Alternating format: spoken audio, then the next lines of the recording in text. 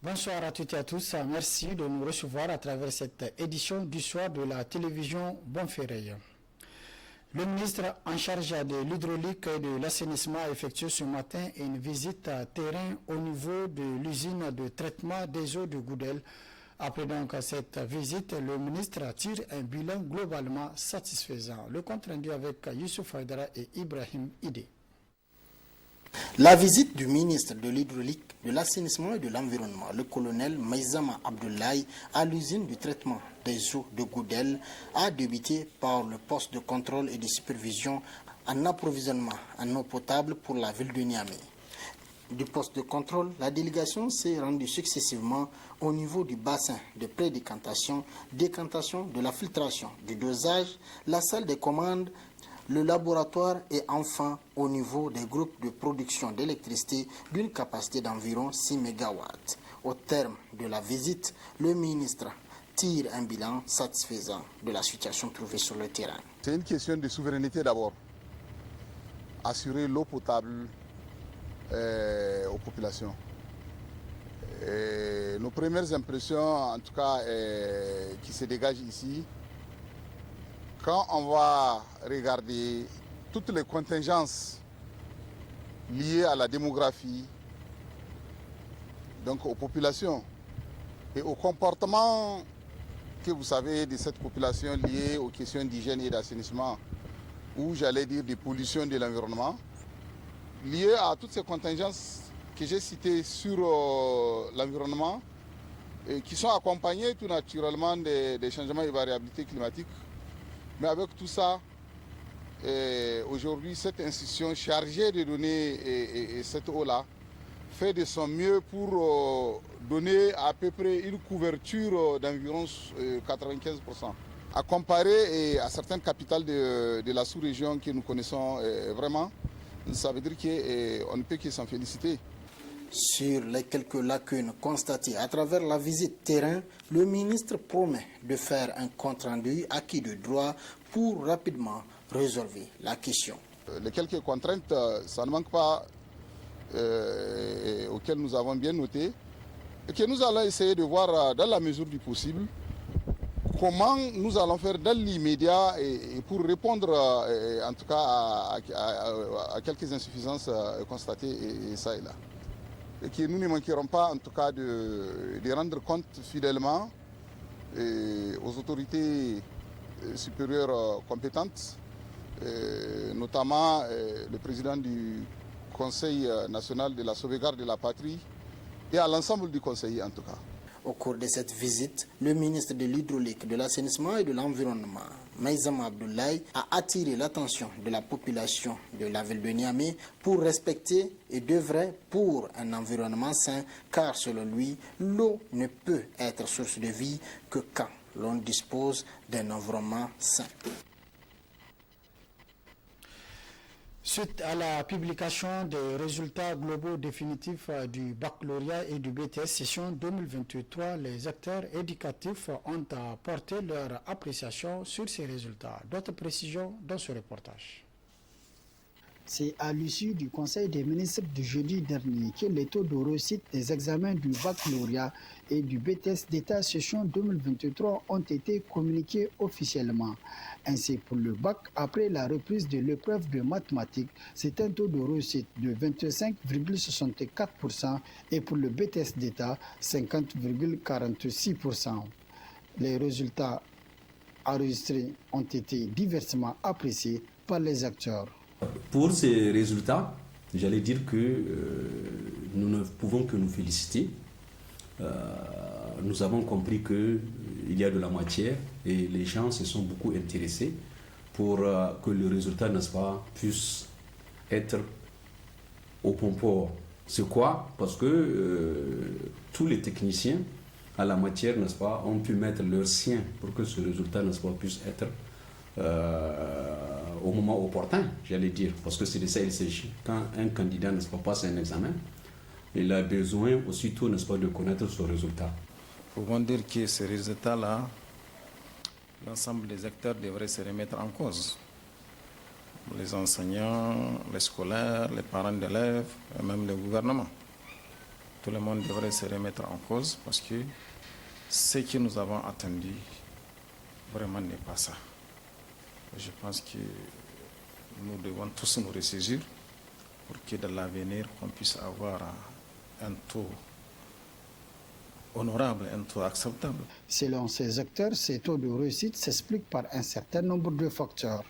Pour cette année, qui est une année, n'est-ce pas, particulière, une année qui n'a pas connu, n'est-ce pas, de perturbations, je dois le dire, parce que nous avons fait l'année académique pleinement. Donc ça veut dire qu'on n'a pas constaté, n'est-ce pas, de perturbations, n'est-ce pas, dans ce que nous avons fait. Alors il n'y a pas de raison pour que aussi le résultat ne soit pas meilleur. Parce que si tel est que nous avons bien formé et que nous avons terminé, n'est-ce pas, l'année académique en beauté, le résultat doit être aussi meilleur. Au moins arriver à 70%. Ça pouvait être, n'est-ce pas, encore un taux, n'est-ce pas, très appréciable. Oui. Les élèves ont compris que et le gouvernement et les enseignants, personne ne voulait des tricheurs. Et les parents donc se sont investis pour qu'il y ait des résultats. Dans le temps, les élèves s'attendaient à des facilités. Mais depuis un moment, il y a eu un changement. Il faut du mérite, il faut un travail impeccable. Et voici pourquoi maintenant les élèves ont mis en tête que, en fait, ils ont renoué avec les anciennes moralités du Niger sur l'excellence, la culture de l'excellence. Voici pourquoi cette année, vraiment, il y a eu de bons résultats, des résultats propres, des résultats vraiment appréciables. La publication de ces résultats intervient quelques semaines après les différents examens de fin d'année. Aussi, depuis des années, l'on constate une nette régression du taux de réussite des examens de fin d'année, 25,64% contre 40,86% en 2022 pour le bac et 50,46% contre près de 60% en 2022 pour le BTS d'État. Autre aspect de cette édition, dans l'après-midi de ce vendredi 25 août 2023, la mobilisation était de taille au niveau donc de la grande mosquée de prière du Kadhafi de Niamey. Ainsi donc, les fidèles musulmans sont sortis pour implorer Allah subhanahu wa ta'ala afin qu'il continue de descendre sa miséricorde et par la même occasion prier pour qu'il protège le Niger de tout mal. N'est-ce pas, Abdou Salam Yaye et Siraj Maman? Ils étaient des milliers et des milliers de fidèles musulmans à se donner rendez-vous à la grande mosquée des prières de Niamey. Hommes, femmes, jeunes, enfants, venus des 4 coins de la ville ont massivement répondu à l'appel de l'association islamique pour une prière collective. L'objectif de cet énième appel de l'association islamique est de prier Allah subhanahu wa ta'ala pour qu'il continue à descendre sa miséricorde sur le pays en ce moment difficile que traversent les Nigériens. Il s'agissait pour nous, les musulmans du Niger et tout le collectif des associations islamiques du Niger de se réunir. Et aujourd'hui, je crois qu'on est au le troisième vendredi où on se rassemble après Salat al-Juma, après la prière de Juma, pour lire le Coran et prier Salat al-Asr ensemble et invoquer Allah subhanahu wa ta'ala afin qu'il apaise les cœurs, afin que Dieu sorte ce pays-là que nous aimons tant dans cette situation injuste dans laquelle il se trouve actuellement. Les oulémas invitent par ailleurs l'ensemble des Nigériens à l'union sacrée autour d'un même idéal.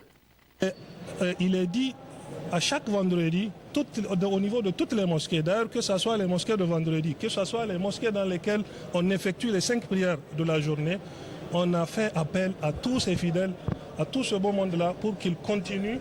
On ne se fatigue pas.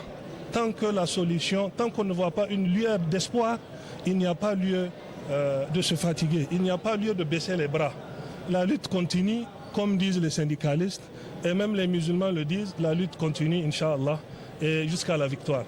À la fin de la prière, les oulémas ont profité pour enchaîner avec la lecture du Saint-Coran et multiplier les invocations afin d'implorer Allah pour qu'il descende sa miséricorde, sa grâce et protège le Niger pour une paix et une stabilité durable.